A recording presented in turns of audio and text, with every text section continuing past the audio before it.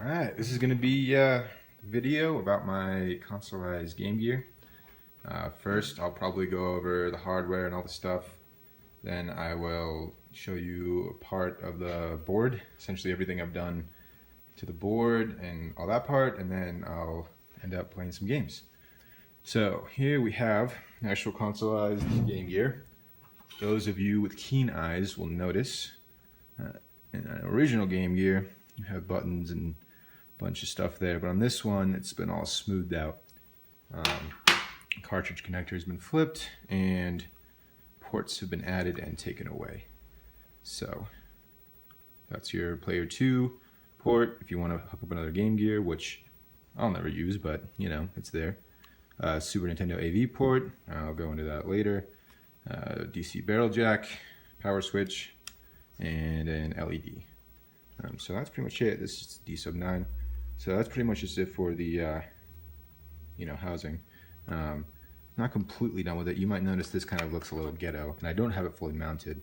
My roommate's out of town, and he said he has a metal file, and I'm going to screw this out, but I looked for it. I couldn't find it, so whatever. It'll look better eventually and be mounted. But so that's that. And this is a Master System controller. That's what I use for that. Unfortunately, I don't have it pinned out to work with the Genesis controller, which I've been seeing there are boards pop up that will do that, so maybe I'll add that later. But for now, I have my Master System controller with Start. I thought Start was only used for just pausing a game, but NBA Jams actually uses it as the boost button.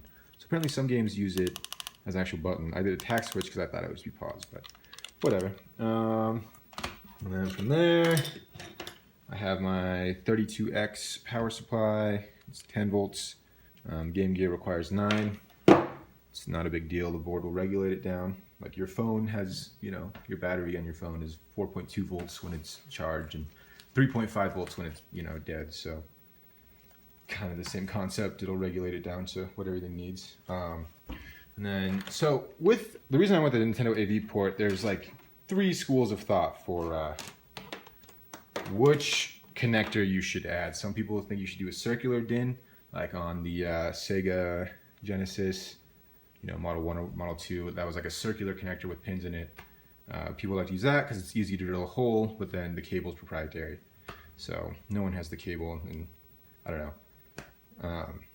The other thing you can do is like do a D-sub 15, which is like VGA port, do the RGB, and then pin out the sync to like the horizontal sync on VGA and leave the vertical sync blank or something like that. But the problem with that is someone, if I died tomorrow and this got in the hands of someone else, they plug in a VGA cable, it's not going to work. They're going to think it's broken. So I like the Super Nintendo AV port. Whoops. Because essentially you have composite, S-video, which is Luma and Chroma, RGB, C-Sync, composite, left-right audio, ground, and 5 volts. And that's, 2 ground pins. And that's literally every single pin on the Super Nintendo AV port, and that's every pad that you're given as an option on the Tim Worthington board. So I have my stock SNES cable, and I can run that to composite to whatever.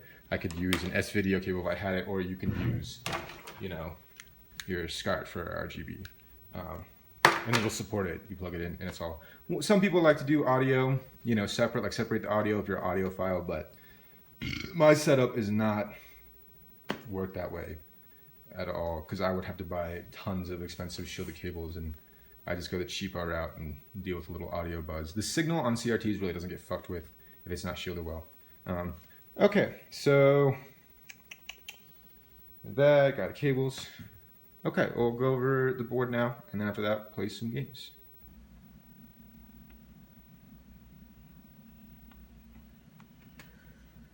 All right. Sorry if my camera view is swinging. I have it dangled from the top of my desk. It's on a swing, so I think the view is pretty good. Okay, so here is essentially going to be my messy desk. So what I have here is the Game Gear board, and I'm essentially going to go over what I've done with it.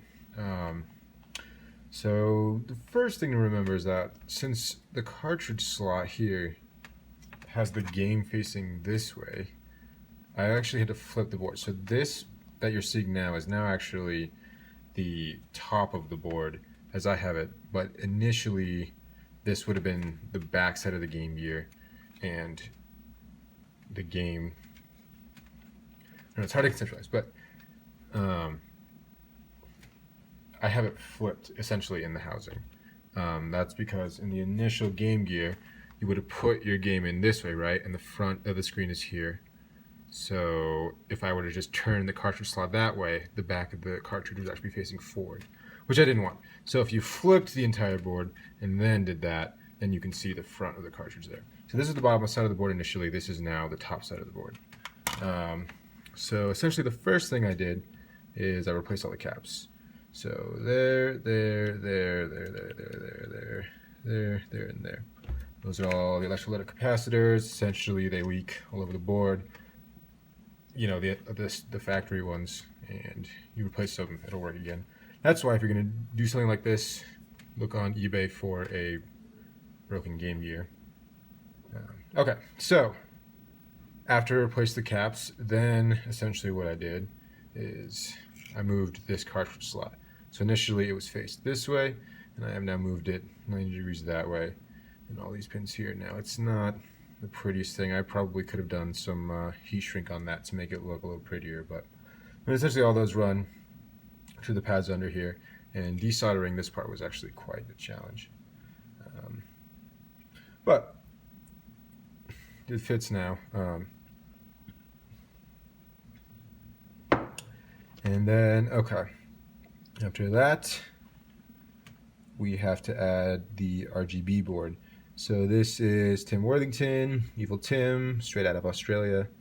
He does a lot of stuff with, you know, FPGAs and essentially sniffing the signals and outputting it in RGB if a system doesn't have it. You know, like the NES RGB is one of his biggest products. But this is the Game Gear RGB board.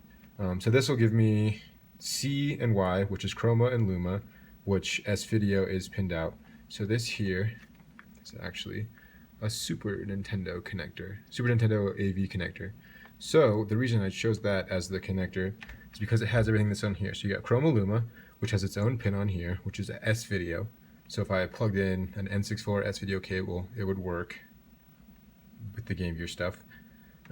We have the engage switch here, which you tie it to ground and that turns the board on. If you do just the RGB out and you still want to play your Game Gear as a Game Gear in your hand, you can put a switch in the back, and that will turn the board off while you play it in your hand, so you're not pulling electricity and obviously drain the battery even more if you're not using the board. But mine's Consolized, I'm always going to be using it, so I just tied that straight to ground. After that, we got your 75 ohm C-Sync. It's kind of funny, I have it pinned out, but I'm still going to be stripping C-Sync from the composite because that's the way my SCART setup is set up. So I'm not even going to be using the actual C-Sync, but it's pinned up. If I were to ever get, you know, a C-Sync cable. And then you have what we're all here for, the R, G, and B right here. Then you got your ground here, and I have ground connected on the left and the right. Here you got your 5 volts. That's pulling it from the board to here. I have 5 volts here on this guy. That goes to the 5 volt pin on the AV switch that powers the IC that strips the sync from the composite signal. And then you have all these little tiny single threaded wires here. These are for all the signals that are being pulled off the actual Game Gear board and then being converted to RGB. This here, that is the crystal, and it was too tall with the way since I flipped the board, that didn't fit, so I had to take it off. Heat shrinked it out, soldered it up, and it's all, I mean, it works fine. And then from there, we have, I guess I'll flip this over now. Unplug all this. Just so.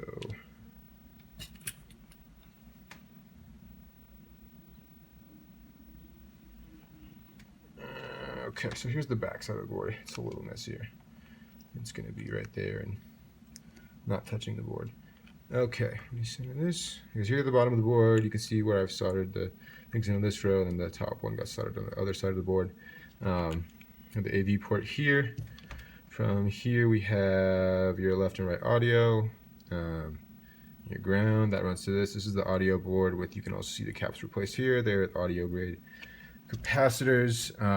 This is the headphone jack, so you can see I have just the left, right, and ground soldered just to the headphone jack on the other side. And then for the video, this runs all the way up here to the RGB board up there. Excuse the mess. There's still like flux everywhere that I'm not done working on it, so I'm not done cleaning. Okay, and then so this is audio over here. That goes to there, which is conveniently short run. And over here we have all the power stuff.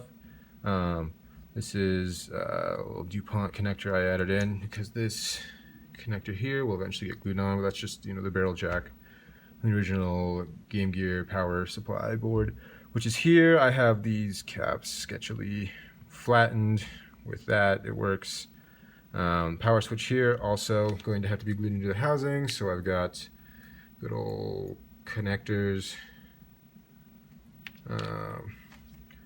This is the LED light that came from the 5-volt pins. I know there's still down there, but whatever, I just soldered it there. But so this is the LED with the resistor, and it's got the connectors because that's going to be glued to the board, so I can unpin it if I need to take the board out. And then also, while we're down here, you might notice that these boards are actually initially, they're on the other side. So these wires here and these wires here, essentially they actually plug into the other side of the board, and these boards initially would reside on the other side of the housing. But I cut them off and just soldered them to the pins and put them on this side of the board because, like I said before, I had to flip the board. And then the controller. So here's the controller port. It's just your standard D-sub-9 male connector with the solder cups here. You know, we like crimps and solder connections here. Nah, that's a really bad joke. Okay, but yeah, so essentially you've got your up, down, left, right over here, and then button 1, button 2, I guess technically, and the start, and then a ground over here. So they're literally just, there's like pads underneath here, like test points, and you can just solder the wires to them, go into here, and then this, oh, I guess I haven't explained that yet. This is the controller. Oh, hit the, see, it really is swinging. Let me try to stop that. It's gonna be not a good, sorry. Okay, so this is a Game Gear controller, one of the original ones. And I've added a start button. So essentially,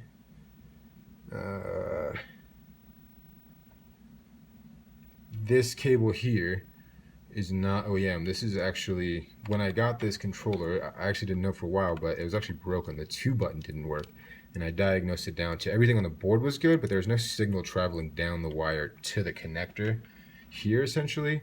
So, and I didn't know, I couldn't do anything about that. So essentially this is a Sega Genesis extension cable, and I just chopped off the female part over here and then soldered all those. But if you look, here, I'll go grab one.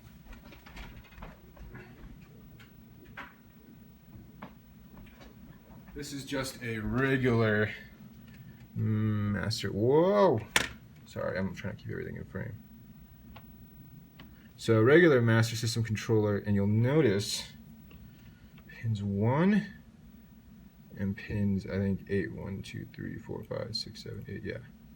If that's the way it is, I don't know. But you can essentially maybe see, if I can get this to focus. But this pin and this pin are unoccupied. We have one of the pins was used for the light phaser.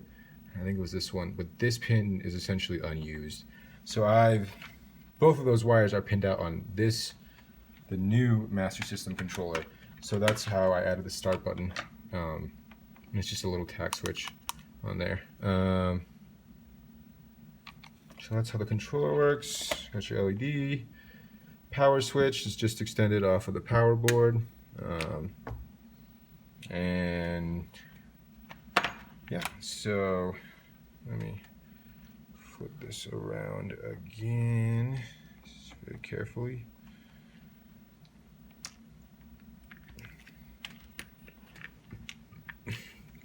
All right, this is my 32X power supply. It's 10 volts. Doesn't matter, even though it says it's for 9 volts, it'll regulate it down to what it needs. This is my SCART AV switch cable. And so when we flip the power, you see the LED comes on. Neat. But even better, so we'll take a game and turn it on. Now you can only see this. So when you take the phone off, one, I'm gonna let you see how, that's where my phone was hanging. It goes up to there, yeah. But here we go. So here we got my PVM, it's hooked up over RGB, and here we go. Hit the start button, and hit the start button again. There we go. This is the one hand tread, so sorry. And through the phone,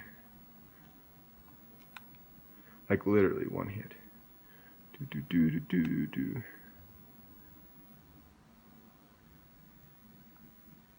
Okay, but yeah, so just pause. See, it's paused. So yeah, so that's working. I'll do, yeah.